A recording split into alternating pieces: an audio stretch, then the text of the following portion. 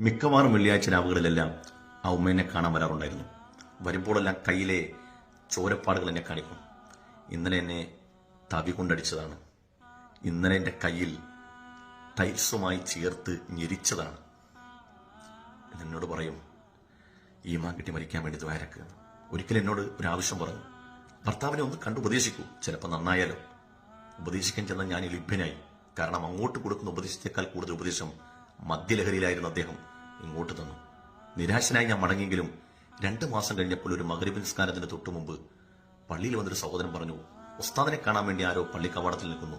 ഞാൻ ചെന്ന് നോക്കുമ്പോൾ ഈ സഹോദരിയുടെ ഭർത്താവാണ്. കയ്യിലൊരു കിറ്റുണ്ട്, അതിൽ ബിസ്ക്കറ്റും പഴവുമാണ്. നാളെ മദ്രസ കുട്ടികൾക്ക് കൊടുക്കണം എന്നാണ് പറഞ്ഞത്.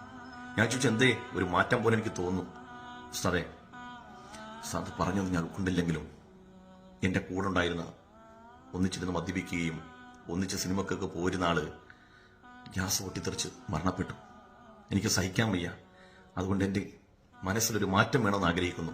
എനിക്ക് നന്നാവണം ഉസ്താദ് എന്ന് അദ്ദേഹം പറഞ്ഞു. ഇൻഷാ അല്ലാഹ് നന്നാവണം. ചെറിയൊരു ഉപദേശം കൊടുത്തു. നാളെ സുബഹിക്ക് 1-ാം സഫിൽ ഉസ്താദിന്റെ പിന്നിലുണ്ടാകും എന്ന് വാക്ക് തന്നു പോയി, മടങ്ങിപ്പോയി. വെളുപ്പിന് ഒരു 3 മണിയായപ്പോൾ മൂത്ത മകൻ വിളിച്ചിട്ട് പറഞ്ഞു, ഉസ്താദെ, വാപ്പ മരണപ്പെട്ടു. ഞാൻ നിങ്ങളോട് പറഞ്ഞെന്നറിയോ, നാളെ നന്നാവാന്നൊക്കെ നമ്മൾ ആഗ്രഹിക്കും. പക്ഷെ നമ്മൾ നന്നാകാൻ ആഗ്രഹിക്കുന്ന ദിവസമൊക്കെ ഒരു പക്ഷേ അള്ളാഹു അതിന് അവസരം തന്നില്ലെന്ന് വന്നേക്കാം. അതുകൊണ്ട് നിങ്ങളെ ഓർമ്മപ്പെടുത്തി, എന്റെ ജീവിതത്തിലെ ഒരു നേരനുഭവമാണ്. അതുകൊണ്ടൊന്നും അവസാനിച്ചില്ല കേട്ടോ. ഈ സാധുവായ മനുഷ്യന്റെ മയ്യത്ത് ഖബറിലേക്ക് ഇറക്കി വെക്കുമ്പോൾ മദ്യത്തിന്റെ മണം ചുറ്റുവട്ടം വമിക്കുകയാണ്. ആളുകൾ പരസ്പരം മുഖത്തോട് മുഖം നോക്കി. ഇത് അത്ഭുത പ്രതിഭാസമൊന്നുമല്ല കേട്ടോ.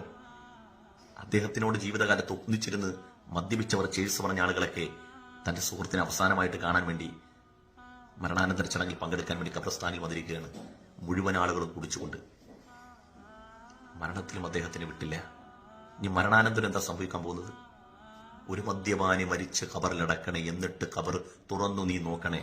തലോസ പറഞ്ഞെന്തറിയോ, മദ്യം കുടിച്ചിട്ട് തൗബ ചെയ്യാത്തവൻ ഖബറിൽ അവന്റെ മയ്യത്ത് വെച്ച ആളുകൾ പിരിഞ്ഞാൽ കിബിലയിൽ നിന്നും മുഖം തെറ്റും. തല വടക്കോട്ടും മുഖം കിബിലയിലേക്കും വെച്ച മയ്യത്തിന്റെ മുഖം കിബിലയിൽ നിന്ന് അല്ലാഹു തല തെറ്റിച്ചു കളയുമെന്നാണ് പറഞ്ഞത്. നമുക്കൊരു വിചിന്തനം ആവശ്യമാണ്.